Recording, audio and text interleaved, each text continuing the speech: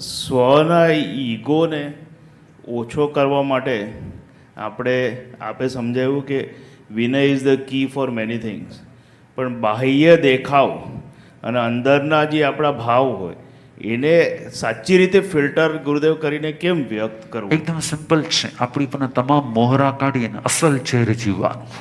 આપણી પણ તમામ મોહરાઓ કાઢીને હું આમ છું, આ છું, આ છું, બધા મોહરા કાઢી નાખીએ ને એટલે આપણો અસલ ચહેરો બહાર આવે અને એનાથી જે જીવવા લાગીએ ને તો આપણો ઈગો ઝીરો થઈ જાય. આપણે શું કરીએ છીએ કે આપણે ઘણા બધા અલગ અલગ મોહરાઓ બનાવી દઈએ છીએ. હું આમ છું, હું એનો હસબન્ડ છું, હું આમ છું, આ મારી કંપની છે, આ છે. આ બધું જ જ્યારે આપણે જન્મ લીધો ને ત્યારે આવા કંઈ મોહરા નહોતા. આ બધા પાછળથી કરી લીધેલા મોહરાઓ છે. જેટલા આપણે મોહરાઓને ઓછા કરી નાખશું ને આપણો ઈગો એટલો જ ઓછો થઈ જશે અને આપણે એકદમ ફ્રી લાઈફ જીવી શકશું. જેટલા મોહરાઓ વધારે હોય ને, આ છે, હું આમ છું, આ છું, આટલું છે, આટલું છે, આમ છે, આમ નથી, હું આવું છું, એ બધું આપણે ઓઢી લઈએ છીએ ને એટલે આપણો ભાર વધતો જાય છે. એ ભારને કારણે જ આપણી અંદરમાં એક અહંકાર આવે છે અને અહંકારને કારણે સમજાય છે. તો મેં સચ્ચું બોલ્યું. યસ.